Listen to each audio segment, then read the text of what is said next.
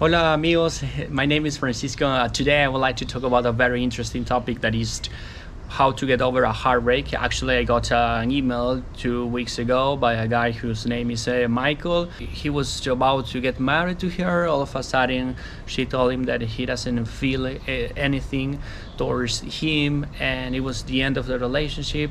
Michael tells me that he's been dealing with depression in the last 3 months because it was a 3-year relationship, and he doesn't know what to do. His life has become quite chaotic, and he doesn't find sense in anything, and he wonders if I could give some advice about that.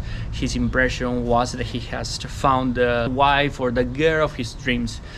Michael, I'll be quite honest to you, okay? I will divide this talk into 3 parts. The first one is a sort of introduction, and virtually everyone is going to experience a heartbreak in their life. It's quite common, and no matter how old you are or no matter how long the relationship lasts, it could be quite painful and hard, and it might lead you to depression. Most people, if you ask them about this situation, will tell you firstly that you have to turn to your friends, to your social circle, which is true to a certain extent.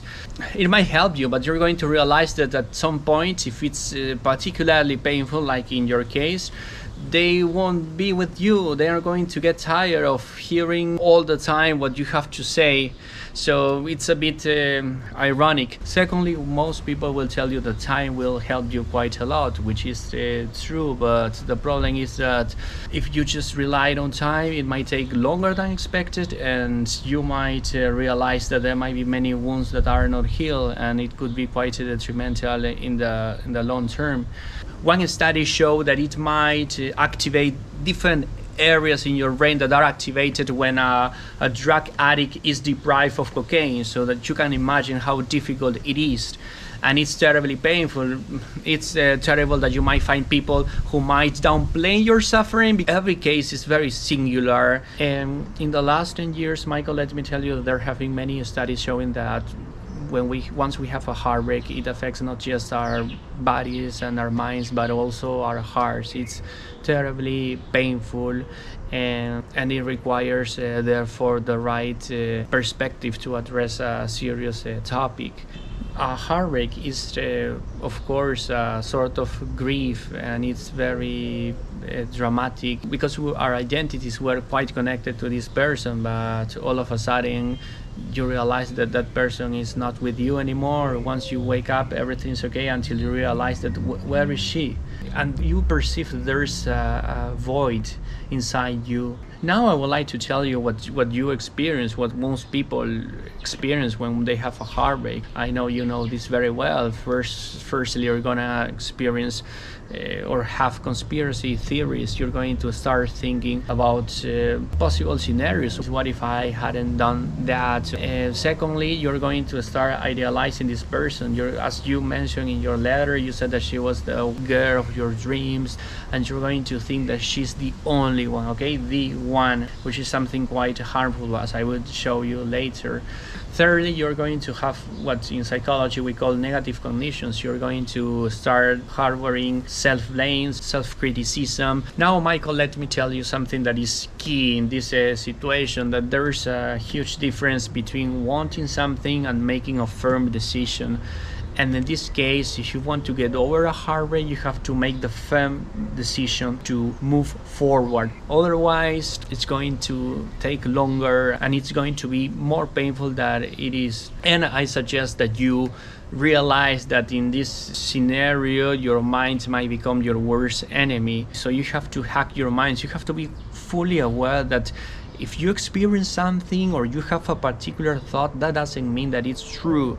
So you have to be quite conscious about this, because you're going to be bombarded with negative thoughts and self-criticism and feelings of abandonment that won't be helpful at all. Let me tell you a very interesting study showing that okay, the participants had to estimate how painful it was going to be their heartbreak. Actually, they had a partner, but they were predicting how painful it was going to be. So after a certain time, once those participants in the study broke up with their partners, they realized their predictions were wrong, because they were expecting that it was going to be way more painful than it was. So we have to realize that our mind is trying to deceive us, to make us think something that is not true, that is not objective. So we have to realize, okay, my mind is trying, because from an evolutionary perspective, that's a defense mechanism that we use after a traumatic experience. We don't want to suffer again, we want to be safe. So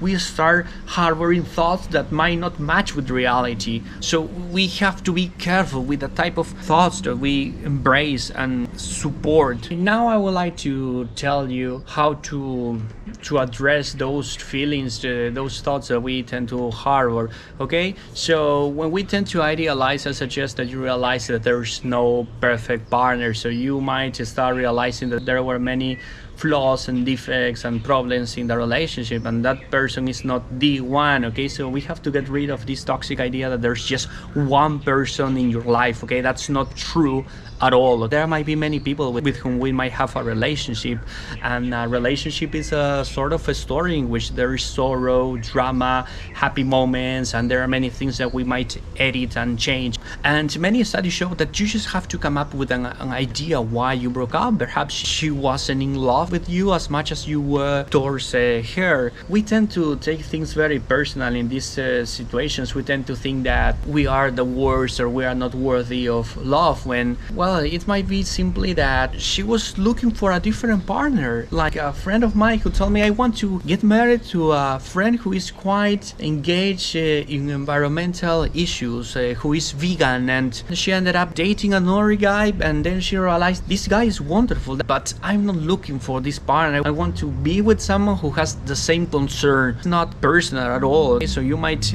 keep this in mind. So what's very fundamental if you want to get over a heartbreak? I would say that you have to embrace self-compassion, man, because you're going to be very self-critical and you're going to feel that it's the end of the world. So what is self-compassion? Because we have to admit that, especially in this circumstance, Michael, we have this tendency to hear this inner voice that is criticizing us, that is making us feel like we were the worst person in the world. And it's not true. What if we start looking at ourselves in a more compassionate way?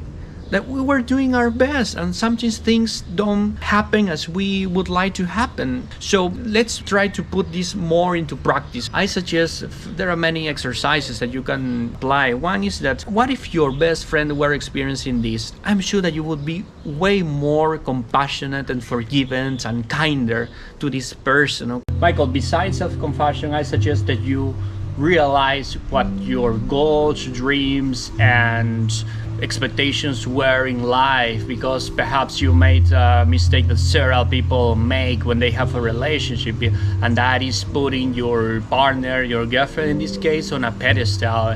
And you have to be quite aware that first you have to be quite happy with yourself, and you have to be really engaged in your goals, in your dreams.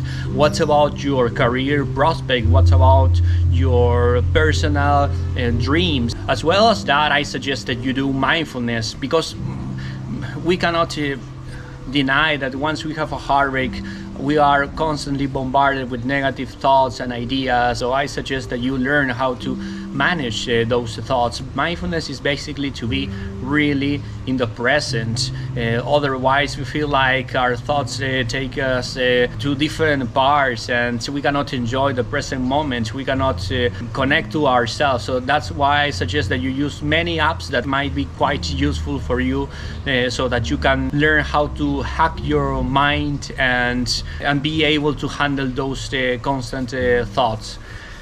And let me finish with this, that now it might sound ironic in principle, but your life now is more interesting for me, because from now on you're going to speak from your own experience. You might show me your scars, and that's for me more motivating and encouraging, and it's an authentic testimony every time you talk about this experience. In terms of emotional pain, it's terribly hard. That's out of the question. But in terms of personal growth, it's really valuable. Most of the time we tend to talk about post-stress traumatic disorder, but psychologists in the last 10 years, they have been talking about post-traumatic growth. And that means that once you had a traumatic experience, now you grow as a person, and that's what you are experiencing, man. I am quite sure about that. And let me conclude, there's a Japanese word that I love. The name is kintsugi, and that's the art of taking broken pottery and replace it by using different stones such as gold, silver, to the point that what once was broken, now it becomes more beautiful, more attractive. And I'm sure that after this traumatic experience you can grow, and now you have something different to offer. You've become more compassionate, forgiving, kinder, and that's wonderful as a human being. So what I would tell you is that make this decision, this firm decision to get over a heartbreak, and put into practice what I've told you, and I'm sure that you're going to realize that you are stronger than you really think you are.